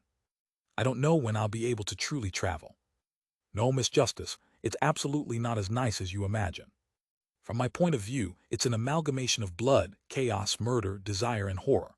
Alger calmly doused her enthusiasm. Audrey nodded and switched topics. "There have been 11 serial murders in Backland recently, but one of them has been proven to be a copycat crime. The serial killings are against women who were street girls, but are now working normal professions. The murderer cuts open their stomachs and removes all of their internal organs. This sounds like something to do with devil worship. Was it done by someone from the Blood Sanctify sect?" Alger instantly made a guess. "Don't know. The murderer hasn't been found yet." Audrey yearned to become a detective, bringing Susie along and capturing that cursed murderer. At this moment, Derek blurted out in a daze, "I know about such rituals." "He knows." "That's right. Before the cataclysm, especially during the second epoch, Devils were active in the real world where they lived on the ground. They were the object of hatred for both giants and dragons. It's normal for the City of Silver to have relevant records. Their history hasn't been tampered with, nor has there been any blanks over the generations. Klein looked thoughtfully at the son, waiting for him to say more. You know about this? Audrey asked in joy. Derek nodded. TT's mentioned in our devil study. It's rather ancient. The devils use it as a ritual to supplement their advancement, typically used when advancing from sequence 6 to sequence 5. TT's not a ceremony to please the devil, but a ceremony for the devil to assist them in advancing. Audrey asked in surprise. Derek replied very seriously, that's right. The Abyss Pathway Sequence 6 is called Devil. This is also the origin of that race's name. The Abyss Pathway. Before the Cataclysm, the Devil Pathway was called the Abyss Pathway, and Devil is only the name of Sequence 6. Could Sequence O be Abyss? Again, Klein discovered the value of the sun. A lot of knowledge and mysteries were lost across the river of history, but the City of Silver still possessed them. T.S. That's so, Audrey nodded indiscernibly. Mr. Sun, are you aware of the actual details of the ritual? Derek nodded and said, the minimum requirement is 13 and the highest is 49. The more complete the ritual, the higher the chance of advancement. Between two murders, there must be a minimum of 3 days. Otherwise, it would be easy to lose control, but the interval will also not exceed 9 days. That will cause the ritual to be reset. Every time a murder occurs, and after every partial ritual, the devil will eat the victim's organs. From this point on, he'll be in a violent and bloodthirsty state, wishing to harm others until that desire is satisfied once again. That's really scary, Audrey sighed from the bottom of her heart, feeling that she couldn't even bear to imagine it. Klein sat in the thick gray fog, quietly listening and remembering. After discussing the case of the serial killer, Audrey looked at Alger and organized her words. Mr. Hanged Man, there's something that I've been wondering about. I've attended several Beyonder gatherings, and find that very few people sell potion formula. Even if there is one, it would be very difficult for the transaction to close. Why is this? Alger chuckled and said, that's because a potion formula is easy to fake, and Beyonder gatherings are relatively hidden and not too binding. Therefore, no one dares to risk their lives. Are you going to prepare 2 sets of Beyonder ingredients and conduct an experiment with animals first? That price is too high. Audrey suddenly felt a little guilty. Moreover, that's not the only extra cost. Animals can lose control more easily than humans after taking potion. You have to hire a few Beyonders to protect you, prevent you from dying during your experiments. So for most Beyonders, even if a formula appears, they wouldn't dare buy it, Alger added. Audrey felt even guiltier. Alger didn't notice her reaction and continued. Because of this, unless the host or a member of the gathering has the ability to appraise the authenticity of the potion formula and has already won the trust of most members, it's difficult for a formula trade to close. Well, the old Mr. Eye of Wisdom can. Mr. A is a shepherd, so he should be able to. Klein leaned back in his chair and muttered something to himself in silence. A thought flashed through Audrey's mind as she asked, can it be done by making an oath? Honorable lady, this is an underground gathering. You think it's suitable to make an oath in the name of one of the 7 orthodox gods? This isn't something that can be resolved with an oath.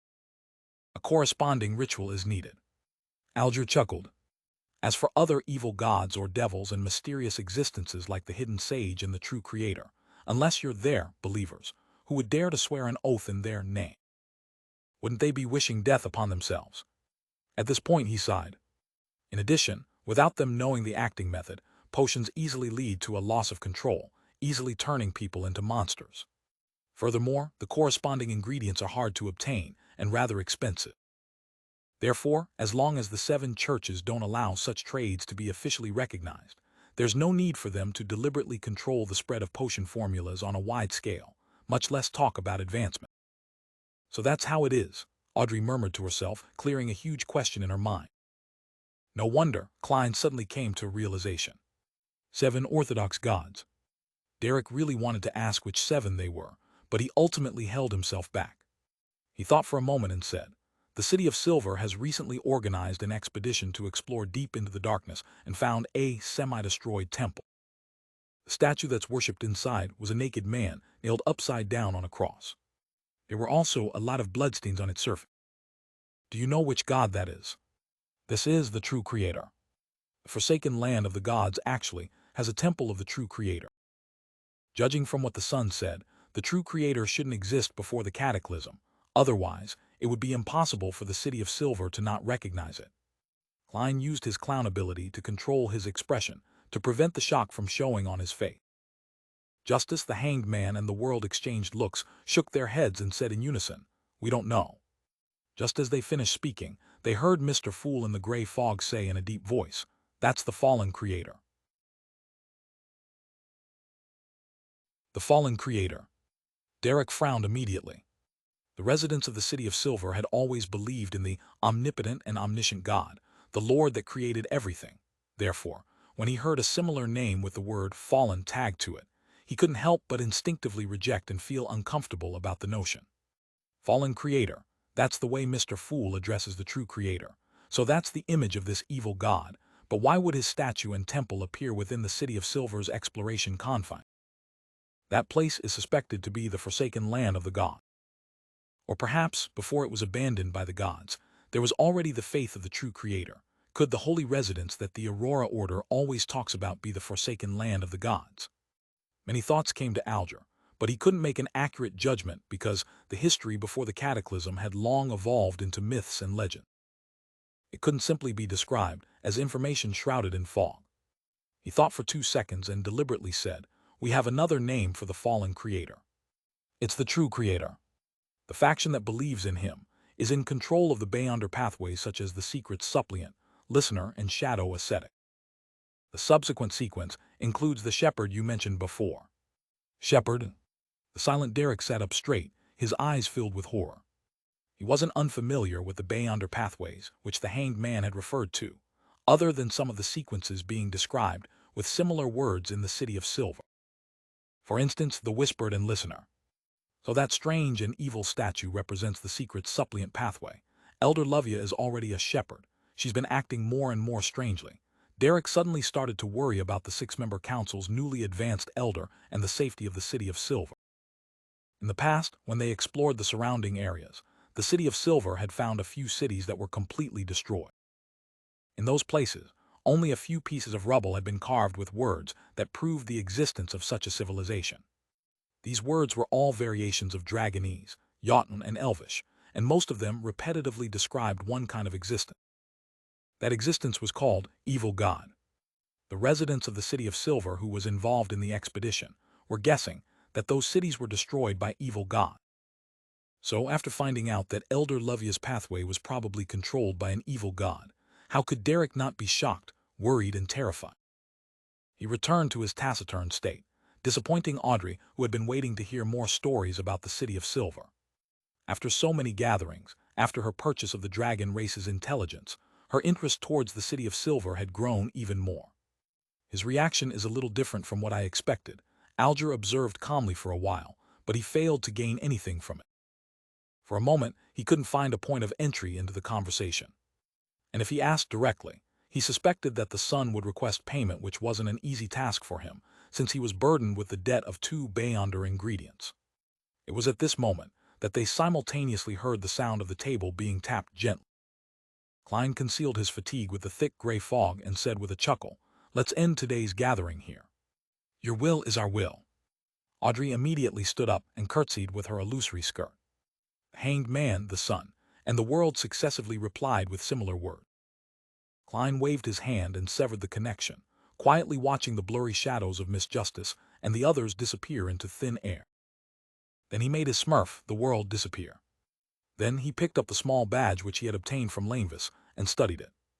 "You can join if you have this item." Klein read the sentence on the back of the badge, but realized that it didn't undergo any changes. He thought for a moment and carefully injected spirituality into it. A layer of faint light bloomed and quickly condensed into a light beam, shooting out of the gray fog. However, it was repelled by the endless gray fog. The beam of light suddenly dispersed, transforming into a palm-sized piece of illusory goatskin parchment. On it was written in ancient Fasak, January 4, 1350, 8 p.m. in Babur Valley. A simple communication device in the field of mysticism. It sends out messages, requests synchronization, and gets the latest rendezvous time and venue. Klein recalled the scene he had just seen and made a preliminary judgment on the use of the bat. 1350, that's next year. The Bobor Valley lies in the area before the Tussock River enters Backland. The time is precise, but the venue is vague. It's a valley that's almost 100 kilometers long. Perhaps this badge can be used as a location tool when one gets there. Klein turned the badge over and over with interest, trying to figure out the corresponding symbols, incantations, and characteristics to see if he could copy one himself. Unfortunately, since he was no longer part of the Nighthawks, his knowledge in mysticism was still at the same level as before. He had no opportunities of improving it further. Therefore, after studying it for a few minutes, he could only helplessly give up. As for the phrase, "You can join if you have this item," Klein's plan was to not consider it for the time being.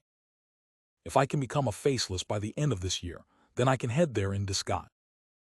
Otherwise, forget it, Klein silently said to himself. Then he turned his attention to the matter of advancing to magician. The true root and juice of the mistrint is likely in the bag with the sun. If my luck isn't too bad, I should be able to get the spinal fluid of a dark-patterned Black Panther this week. Sequence 7, a mid-sequence. I can already see and touch it. How should a magician act? As he thought about it, Klein began to consider specific issues. Due to his experiences before and after his death and resurrection, he instantly comprehended the true essence of clown. Therefore, in this month or so, he only needed constant acting in his daily life to gradually digest it. He didn't need to make further summaries and adjust it according to the feedback. After killing Lanvis and attaining his initial revenge, the clown potion was completely digested the moment he was laughing amid tears. This wasn't the same as the process in which Klein first digested the seer potion.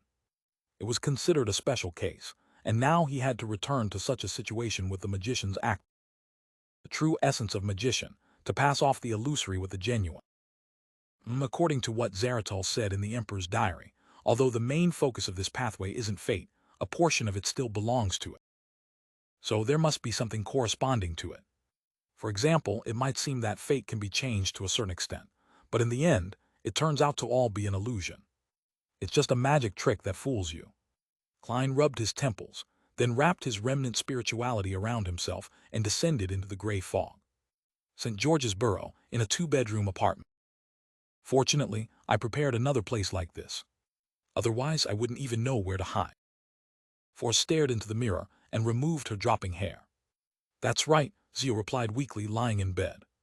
He just read in the newspaper that Lanvis is dead, but this matter involves godhood, so it won't end so soon. We have to hide for a while. No, it's you who's going to hide, not me. An upright clinical doctor, the author of a bestseller. Force looked at herself in the mirror and began putting on simple makeup. Zio couldn't provide a rebuttal as she slowly sat up and said, "Thankfully, I was sufficiently clever and possess rich experience. When I got someone to make the report, I didn't directly say that it involved the godhood of the true creator. I only described it as seemingly very dangerous, and that the target had experienced huge changes like he was praying to evil God.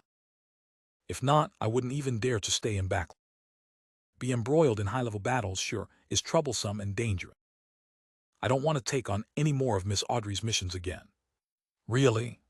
Force asked without looking back. Zio fell silent for a few seconds and said, "Actually, there was no need for us to mention the godhood. Since Miss Audrey was able to discover this on her side, the Church of the Goddess would definitely be capable of doing so. They've most likely killed Giant, right?" "T can't be sure," Force replied without mincing her words. Zio froze, then let out a long, slow sigh. Force stopped what she was doing, turned her head to look at her and said, "This mission was basically completed by you, so I won't be sharing the payment with you. There's a total of £200, so with the £70 you've saved up, even if you deduct the expenses, you should be close to obtaining the first Beyonder ingredient for the sheriff potion. But I wouldn't be able to receive the £100 from the police so quickly." Zio pursed her lips. This wasn't to say that the police wasn't willing to give the bounty money, but that she couldn't take it directly. She had to go through the friend who had helped her deliver the clues. That was the official bounty recipient. And she believed that this matter would definitely cause a huge ruckus. She didn't have the guts to find her friend anytime soon. As for whether that friend would usurp the bounty, she was quite confident. The other party had helped too many shady bounty hunters before. It was fine to take a commission, but if he dared to directly usurp all of the bounty money, he would have already died in some unknown dark alley. But it will ultimately belong to you. Forrest paused for 2 seconds and seriously asked, "When you've collected enough money, will you contact the masked guy and work for him so that you can purchase the corresponding ingredients from him?" "No, unless I can't get it anywhere else, and that there's no hope." Zio gave her answer. In Empress Borough, the opulent villa of Count Hall. Audrey was still reminiscing over today's gathering when she suddenly saw her personal maid, Annie, coming over with a piece of paper. "Miss, here's your telegram." Annie smiled and said, "It's from the east coast of Balam." "Alfred's?" Audrey happily received it and read it carefully. "Dear sister, the rainbow salamander that you asked for has arrived at Pritz Harbor last night. My orders are to deliver it to your manor in the suburbs. Arrived last night. Then it'll be delivered to my manor as early as today and by the latest tomorrow." Audrey tilted her head to the side and looked at Susie, who was fighting with her snacks. With a shallow smile, she said, "Susie, the gift I prepared for you is almost here." "Woof." Susie looked at her mistress in confusion. "Ring, ring." Klein circled the lawn behind Leopard's house a few times on the bicycle the inventor had just completed. "TT's not bad. It's just as I expected, but there's no need to make a lone standing bell. The cyclist won't be able to free a hand when they encounter a situation. You can combine the bell to the handle. This will make it simpler and more adequate for situational developments." Klein's right hand clasped the brake tight, slowing the bike down to a stop. Meanwhile, he placed the bell in his left hand back to its original spot. Leopard thought for a moment. "Yes, that's right. I was simply imitating the ringing bells of the carriages, and forgot that this is a brand new mode of transportation." At this point, he looked at Klein, who was getting off the bike with great familiarity as he placed it on a rack. "You give me the feeling that you've ridden a similar type of transportation tool before, and you rode it very well. I'm sure all the other bikes on the market are very flawed and very different from my bike. Sir, do you have time to learn more about bicycle sharing systems? As a clown, I should actually be able to ride a unicycle." Klein silently lampooned before smiling. "This has nothing to do with experience. The key is outstanding balance and exercise." He quickly changed the subject. "But based on your introduction just now, the production cost is quite high, and it's quite at odds with our product's market segment. You have to come up with a plan as soon as possible to reduce the cost, and you have to understand that nobles, magnates, and other people of the high classes of society will definitely not choose to ride their own bicycle. It would be disgraceful, and the same goes for the middle class with an annual income of £300 or higher. Our target audience are clerks, postmen, so-called working-class aristocrats, and people who earn between £70 to £300 a year. This is just a prototype, yea, a term invented by Emperor Roselle. It's normal to have a high cost. If the subsequent industrialization is successful, I believe it wouldn't be a problem to lower it to £6. If we can find a cheap replacement material for natural rubber, it'll be even better. That's the most expensive component." Leopard had long considered this problem as he replied, "Unfortunately, no crude oil has been found in this world yet. I wonder if it actually exists or not. Can refined coal tar be a replacement in this aspect? I don't know about this at all. I'm neither a student of this profession nor a savant." Klein thought for a moment and said, "If the cost can be kept below £4, we'll be rich. As for the cheap material used to replace natural rubber, you can go through Roselle's manuscript. Maybe he has some ideas." "Yea," Leopard said before he suddenly added, "Speaking of which, I just remembered that there will be an Emperor Roselle Memorial Exhibition at the Royal Museum next week. It's organized by the Church of the God of Steam and Machinery. Rumor has it that there will be the original blueprints of Emperor Roselle's inventions and all kinds of relics. The original invention blueprints and all kinds of relics." Klein's heart skipped a beat, impressed. "When is it exactly?" "I'm very interested. From next Tuesday to next Friday, every day from 9 in the morning to 6 in the afternoon." Although Emperor Roselle was once the enemy of the kingdom, the allure of his legendary life hasn't declined because of this. "TLL take some time out of my schedule to visit the exhibition." Klein fished out his bulging wallet and took out 2 £10 and 2 £5 notes. "Here's the second payment. Use it to study how to cut costs and make the most perfect application at the patent office. If you don't have a lawyer you know, I can introduce one, and the last 20 pounds will be given to you next week to find new investors and complete the industrialization of the product. Of course, I'll also help you get in touch with people who are interested. He had never thought of monopolizing the profits of a bicycle. First, he lacked the money for mass production, and second, he believed that he lacked the social connections needed for industrialization, promotion, and sale. He could barely do it himself or hire people to do it. It was hard work with no guarantee of success. It was even possible that he might make a loss. In that case, it would be better to bring in new investors with relevant resources and channels and let the professionals handle the professional work. More importantly, he would then have the opportunity to cash out a certain amount of shares in advance, accumulating the resources and cash that he needed to advance to facelift. He wanted to avoid running into a situation where he encountered the ingredients but lacked the money to buy them. Besides, I have no intention to be a bicycle tycoon. My identity is sensitive. I should stay away from things that might draw society's attention towards me before I become a facelift. I'm acting as a magician, not a businessman or a factory owner, Klein sighed in his heart. T know several lawyers, Leopard muttered, and received the second round of investment funds. Why don't you go to the bank and apply for a loan? When we get the patent, I'm sure that a bank will loan us money, like the Backland Bank or Varvet Bank. We're not just bringing in investors, but resourceful channels, connections, and skills. Do you understand? Klein explained with a smile. He then put on his hat and said, when you've applied for a patent, send me a letter. You know my address. On the Sanya Sea stood an island with an extinct volcano. One by one, ships with masts and sails approached the shore, crowding up the reasonably sizable wharf. The sound of the pirates singing, shouting, laughing, cursing, and cheering filled the air, turning the place into a sea of revelry. The hanged man, Alger Wilson, stepped off the Blue Avenger and climbed a cliff not far away and watched all of this in silence. With the exception of the 4 kings and the 7 pirate admirals, the rest of the pirates only received the news of the event a week ago. Most of them won't be able to arrive in time, as this will prevent the navies of the different countries and the powerful bayonders from the various churches to launch an assault. Alger watched the pirates carrying out buckets of ale without his attention on them. He knew that the Lone Kingdom already had a new generation of ironclad warships, but he wasn't worried about meeting one.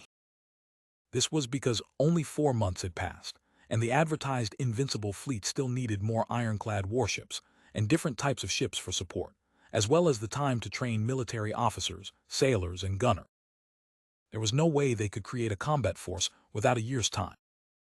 Even as Alger's thoughts drifted away, the pirates on the ships and wharf suddenly cried out in alarm. Some ran deep into the islands, some hurriedly steered their ships away from the wharf, as if they were running from devils and the plague. In just a few minutes, the bustling scene from before was reduced to a desolate mess and silence. Alger turned his head to look at the sea, and saw a ship painted black with a huge white flag with a skull hanging from its mast. The skull was pitch black, and its eye sockets burned with a ghostly blue flame. Black Death, Alger whispered. He understood why the pirates had scurried off. Wherever Rear Admiral Ailment Tracy passed, she would leave a wake of people who got sick for no reason. Black Death approached the shore slowly as a figure wearing a white linen shirt and dark red coat appeared at the ship's bow. The figure was quite a beautiful lady, and she also exuded a heroic vibe. Her beautiful black hair was coiled up high, and she had a white scarf wrapped around her head. She wore beige pants and had a tall and slender figure, and it had no lack of elegance. What attracted the most attention was the woman's long, straight eyebrows and the sharp, bright blue eye. As she looked around, her eyes would occasionally lose focus, making her look adrift and exceptionally alluring. A wandering poet who had mixed himself with the pirates had arrived at the edge of the cliff at some point. He began reciting, "She will always be a girl. She indeed brings ailments. Oh, I'm sick. My mind is full of her." A number of pirates who left gathered once again as they looked at Ailment Maiden Tracy, mesmerized. Alger held back his feelings of contempt as he glanced at the pirates and scoffed inwardly. Truly a bunch of fellows with no future or will. All they knew was hide moments ago, but now they've become seduced by her beauty. Although Ailment Maiden is indeed very beautiful, it's not to the extent that it will cause them to act this way. Oh, a bay under power related to allurement. As his mind was whirling, Rear Admiral Ailment Tracy left Black Death and began walking to the Black Palace deep within the island. At that moment, a huge sailboat appeared on the sea.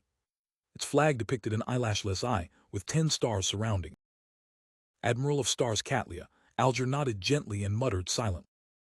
Since the Black Death and the other ships were already docked at the wharf, the huge ship didn't approach the shore. Instead, it went around to the sheltered cliff and anchored. Soon after, the gloomy sky suddenly lit up, and bits of stellar radiance sprinkled down, condensing in the air to form a transparent long bridge. It led from the giant sailboat to the palace. A woman stepped onto the long bridge and began strolling through the air. She wore a black, classical robe with numerous symbols and magic characteristics inscribed on it. The most obvious one was a mysterious eye with no eyelashes. Hanging on this woman's waist, there was a celestial globe and a short scepter. She resembled powerful warlocks who were active in the fourth epoch, according to folklore. Alger looked up and frowned slightly as he muttered in puzzlement, "That celestial globe looks familiar. It's like the strange glass bottle I previously obtained, the one I had no idea how to use.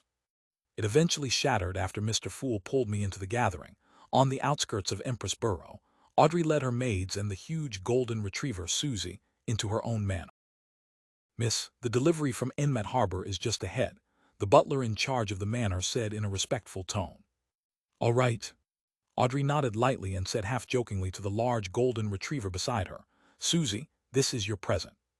As they spoke, they turned a corner and saw the so-called gift. It was a giant lizard, whose skin changed color depending on how the light hit it. It was 3 meters long, and its height reached Audrey's knees even with it laying on the ground. They were 2 colossal creatures, enormous enough to frighten a child.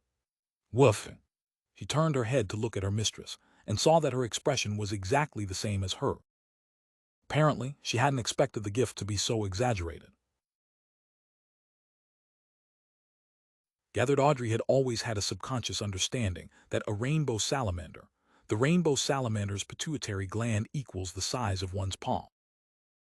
It would be something soft with grooves, a bay-under ingredient which constantly changed in color. So what did that have to do with the 3-meter-long colossus in front of her? For a moment she was confused, but when she heard Susie's yelp, she snapped to her senses. She pretended to be satisfied with the result and said to the butler, "This is exactly the animal specimen I need." It's just a little bigger than I thought, just a little. Take the servants and move them to the warehouse. I'll study it when I'm free." "Yes, miss." Then the butler immediately instructed the nearby male servants, who were furtively looking at their mistress. Audrey looked around and, without another word, led Susie into the manor's study. Using the excuse that she had to focus on writing a return letter to her brother, she made all the maids she had brought stay outside. After the dissection is done, there will be 2 sets of rainbow salamander pituitary glands. A portion can be used to exchange for a Farsman rabbit, just enough to concoct a bottle of the telepathous potion. Audrey gradually recovered from her astonishment and confusion as she began to think about Susie's advancement. At that moment, she thought of a serious problem. She had no idea if Susie had digested the potion or not. If it hasn't been completely digested, consuming the telepathous potion would easily lead to a loss of control. She isn't like a human who can endure through it. Wait, how did she endure it the first time? Besides, her current intelligence is about that of a 10-year-old child. She's already learning words in the loan language, and she said she wishes to read newspapers and magazines as well as books. Audrey fell silent for a few seconds. She glanced at the confused, large golden retriever that sat beside her. "Susie, have you completely digested the potion?" "Digest?" Susie returned with clear articulation, expressing her puzzlement. Audrey had already told her that what she had taken was a potion, and she had warned her not to tell anyone, and not to tell any intelligent animals that could bark or meow. Audrey nodded her head slowly and heavily. "It's a very strange and unique feeling. It feels like something illusory inside your body breaks down and fuses with your mind. You will vaguely see illusory stars one after another, and you will be one of them. These stars will attract each other in a bid to fuse as one." Susie quietly listened to everything, then replied with a light and brisk voice, "Then I should have completely digested it." V had a similar feeling before. Susie has completely digested the spectator potion. B, but no one taught her the acting method. At most, I would occasionally remind her to observe more and remain calm. Audrey asked in astonishment, "When did you digest it?"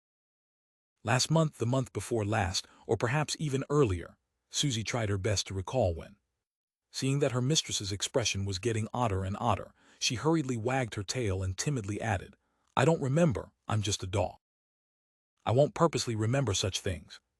"Woof. Just a dog, but you are only a little slower at digesting than me. Don't tell me that when I interact with other Beyonders, I'll say that when it comes to digesting potions, I'm a little better than a dog, Pewee." "Audrey, what are you thinking?" Audrey maintained her elegant smile and politely praised. "Very good, I mean. On this matter regarding the digestion of the potion, you did very well." Returning from Leopard's Place, Klein took a leisurely afternoon nap. But it wasn't long before he was awakened by a illusory, disconcerting cry. "Male? Is it Mr. Hanged Man or Little Son?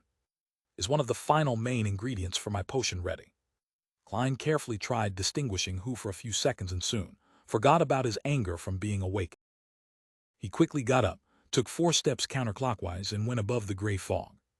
He noticed that the crimson star that symbolized the Hanged Man was contracting and expanding. Hence, he stretched out his hand, spreading his spirituality before touching it. After the usual honorary names of the Fool, the Hanged Man prayed. V already gathered the dark patterned Black Panther spinal fluid and the spring of the Elves' marrow crystals. Please permit me to hold a sacrificial ritual and seek your help in handing it to Mr. World. That's pretty fast. The Hanged Man had said that there would be a grand event among the pirates soon. It seems like it's not soon, but now he always holds back when speaking, never fully speaking the truth. Klein nodded indiscernibly and said, "Sure."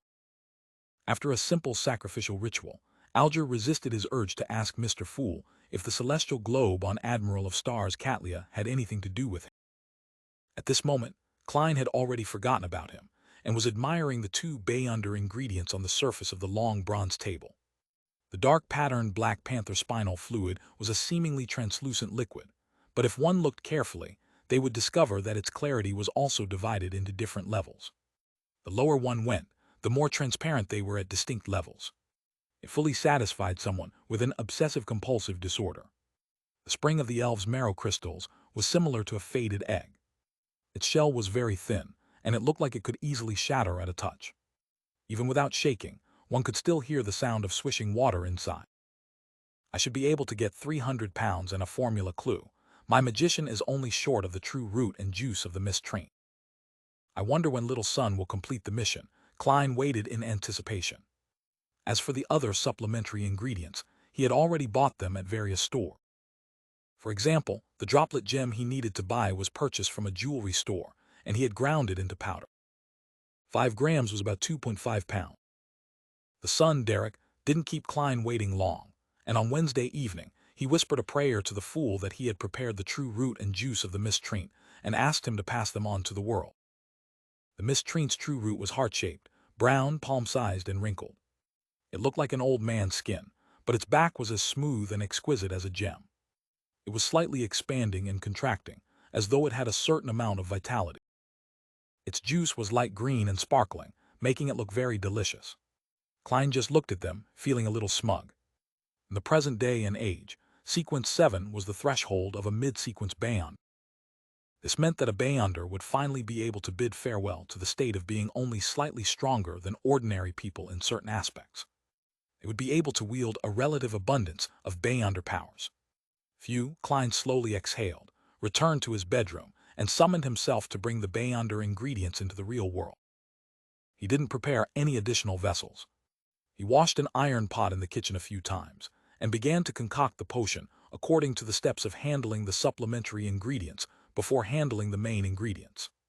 With the clown's ability at controlling his body, he quickly finished the first stage, and one by one, he put in the dark patterned Black Panther's spinal fluid and the mist tree's true root. Sizzle! With a jarring sound, a pale white fog suddenly rose and was forcefully pulled back into the pot by an invisible force. When everything calmed down, Klein quickly poured every drop of liquid into a transparent bottle that he had prepared. That liquid was rather special. It was as if fireworks were constantly being released from within it.